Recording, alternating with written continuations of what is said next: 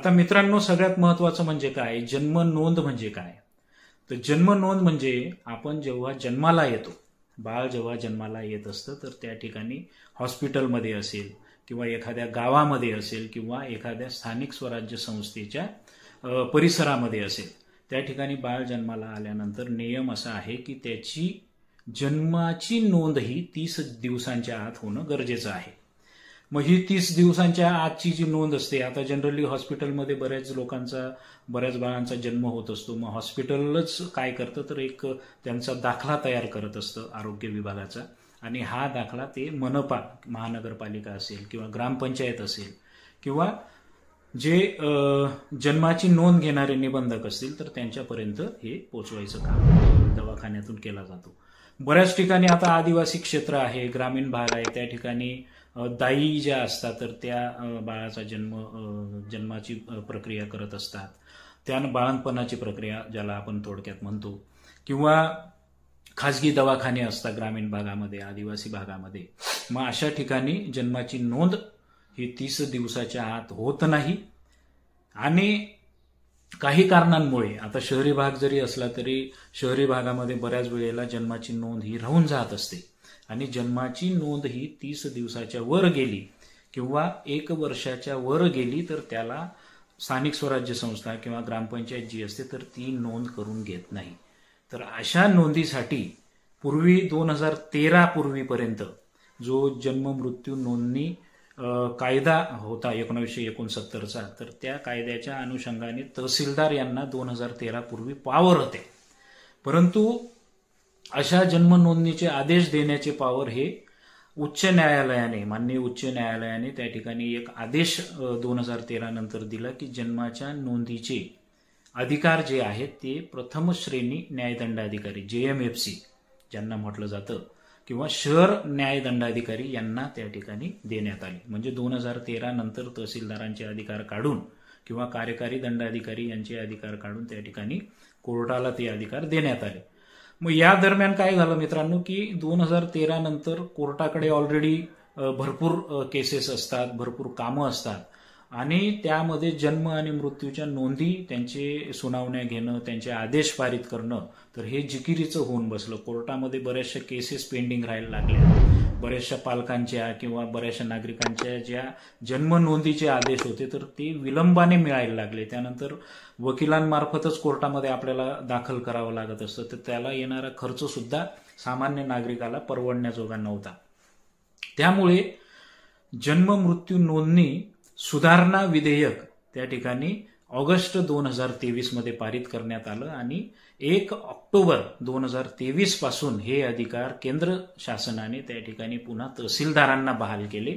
आणि आता 1 ऑक्टोबर 2023 पासून तहसीलदार किंवा कार्यकारी दंडाधिकारी, एक्झिक्युटिव्ह मॅजिस्ट्रेट ज्यांना म्हटलं जातं, तर त्यांना हे अधिकार देण्यात आले की आता जन्म आणि मृत्यूच्या नोंदी जर उशिराने झालेल्या असतील, त्यांना जर विलंब झालेला असेल नोंदी करण्याला, तर ते आदेश निर्गमित करण्याचे अधिकार हे तहसीलदार यांना ह्या सुधारणा नियमानुसार त्या ठिकाणी देण्यात आलेले आहेत.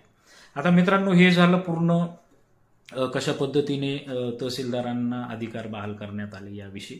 आता आपण पुढचा टप्पा बघणार आहोत की जन्म आणि मृत्यू नोंदी ह्या आता कशासाठी आवश्यक आहेत. हा जो सुधारणा नियम आहे तर त्याच्यानुसार आता डिजिटल जन्म नोंदी देण्याचे त्या ठिकाणी अधिकार प्राप्त झालेले आहेत. हे डिजिटल जन्माच्या नोंदी ज्या आहेत तर त्या तुम्हाला एकदाच ऑनलाईन काढाव्या लागणार आहेत, आणि हा जो डाटा आहे, हा डाटाबेस पूर्णपणे आधार कार्ड काढण्यासाठी असेल, जनगणनेसाठी असेल, ऑनलाईन तुम्ही जर जमीन विक्री खरेदी केली असेल, ऑनलाईन तुम्हाला ड्रायव्हिंग लायसन काढायचं असेल, पासपोर्ट काढायचा असेल, तर हा जन्म दाखला डायरेक्ट डिजिटली ते संबंधित यंत्रणा ते वापरू शकणार आहे. हा एक फार महत्वाचा बदल किंवा फायदा नागरिकांना या सुधारणा विधेयकाने किंवा सुधारणा नियमानुसार झालेला आहे.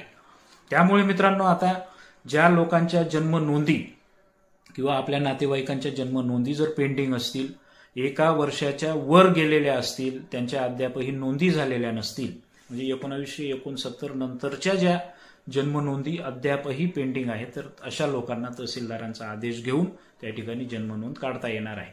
यासाठी काय काय डॉक्युमेंट लागतील हे आता आपण बघणार आहोत. सगळ्यात महत्त्वाचं म्हणजे मित्रांनो, जन्म दाखला ज्या व्यक्तीचा काढायचा आहे त्याचा अर्ज लागतो किंवा त्याच्या पालकांचा अर्ज लागतो. त्या ठिकाणी त्याच्या जन्माचा पुरावा म्हणजे त्याचं एक तर आधार कार्ड लागेल किंवा जर जन्माची नोंद त्या ठिकाणी एखाद्या हॉस्पिटलमध्ये झालेली असेल तर त्या हॉस्पिटलचा दाखला लागतो किंवा ज्या हॉस्पिटलचे डॉक्टर त्या ठिकाणी असतील त्या डॉक्टरांचा दाखला सुद्धा किंवा प्रमाणपत्र किंवा या बाळाचा जन्म या दवाखान्यामध्ये या तारखेला झालेला आहे असं प्रमाणपत्र लागतं. त्यानंतर ग्रामपंचायतीमध्ये किंवा स्थानिक स्वराज्य संस्थेमध्ये या जन्माची नोंद नसल्याबाबत त्या ठिकाणी स्थानिक स्वराज्य संस्थेचा दाखला सुद्धा त्या ठिकाणी आवश्यक आहे. त्यानंतर एक प्रतिज्ञा लेख किंवा स्वयं घोषणापत्र सुद्धा तुम्हाला करून घ्यायचं असतं.